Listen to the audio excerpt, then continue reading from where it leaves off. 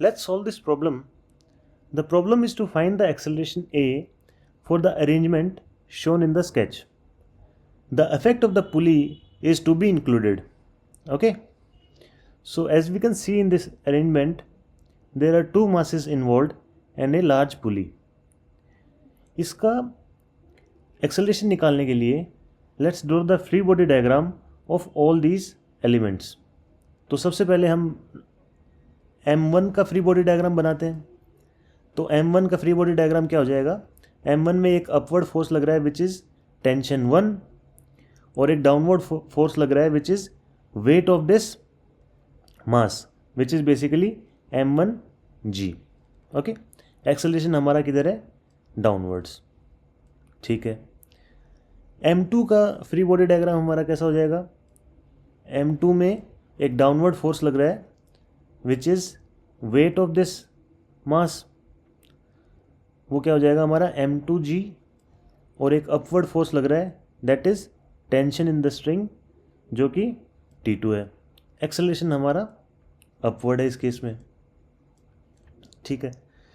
Similarly इस पुली का अगर हम फ्री बॉडी डायग्राम बनाएं तो उसमें हम देख सकते हैं कि इसके ऊपर दो फोर्सेस लग रहे हैं. एक फोर्स इस पार्ट पे लग रहा है टेंजेंट पे which is tension force T1 और एक इस साइड पे लग रहा है which is T2. Okay. So and the distance of this force from its rotating axis is R both the sides. Okay. दो फोर्सेस और लग रहे हैं इस पुली के ऊपर but they will not be considered in the calculation of the acceleration. वो forces क्या हैं हमारे? वो है मास, इसका weight of the pulley that is MPG और एक normal force due to this support. Okay. क्योंकि ये एक्सिस ऑफ रोटेशन के ऊपर लग रहे हैं तो R की वैल्यू क्या हो गई यहाँ पे? 0. सो इनकी वजह से टॉर्क भी क्या हो जाएगा? 0. Okay. So now let's write our force and torque equations.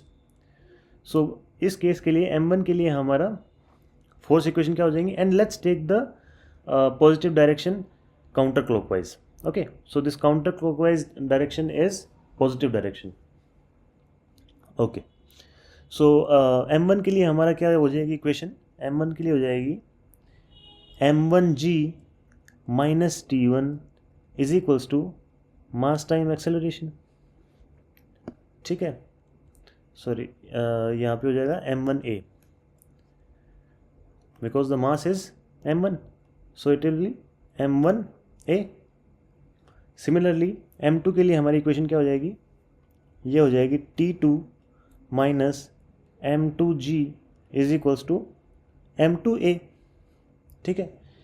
Torque की इक्वेशन हमारी क्या हो जाएगी? Total torque will be equals to ये जो टॉर्क लग रहा है which is in the direction of motion, तो ये पॉजिटिव टॉर्क है T1 times R minus as this is opposite to the direction which will be minus T2 times R. और ये हमारा क्या हो जाएगा? Equals to I times alpha. The Newton's second law in rotational motion. This is equivalent of mass and this is acceleration. And also we know that for motion of rolling without slipping, we have another condition that is A is equals to alpha R. ठीक है. तो ये भी हमारी एक condition होती है. इन सभी इक्वेशन को यूज़ करके now let's find out the acceleration. तो सबसे पहले हम क्या करते हैं? इन दोनों को इक्वेशन को ऐड कर देते हैं. इससे क्या हो जाएगा? M1G minus M2G plus T2 minus T1 is equals to M1 plus M2 times acceleration. ठीक है. इसको हम और कैसे लिख सकते हैं, m1 minus m2g plus t2 minus t1 is equals to m1 plus m2 into a. Okay. Now let's write this torque equation as T1 minus T2 times R is equals to, I की जगह हम क्या लिख सकते हैं, moment of inertia disc का क्या हो जाएगा, 1/2 m, पुली का हम निकाल रहे हैं मोमेंट ऑफ इनर्शिया, तो m r स्क्वायर. ओके.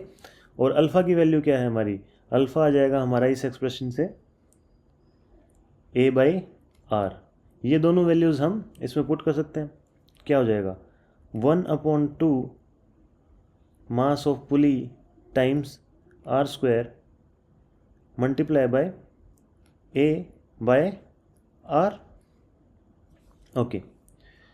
इसको हम अगर सॉल्व करेंगे तो क्या हो जाएगा, एक r से एक r कैंसिल हो जाएगा, ये r इस r से कैंसिल हो जाएगा, हमारे पास बचेगा T1 minus T2 is equals to 1/2 mass of pulley times acceleration. Okay. अब हमें इस इक्वेशन में दिख रहा है कि यहाँ पे T2 माइनस T1 हम यहाँ से इसमें पुट कर सकते हैं. तो ये क्या हमारे पास T1 माइनस T2, तो क्या हो जाएगा, T2 माइनस T1 हमारे लिए क्या हो जाएगा, इसको पूरी इक्वेशन को अगर नेगेटिव से मल्टीप्लाई करें तो ये हो जाएगा T2 minus T1 which is equals to minus of mass of pulley times acceleration upon 2. ये वैल्यू हम इस इक्वेशन में पुट कर देंगे. ठीक है. क्या आ जाएगा,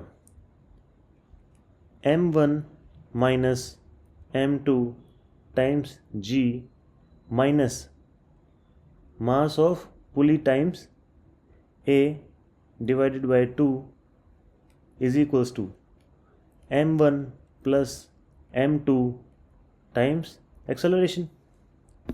ठीक है.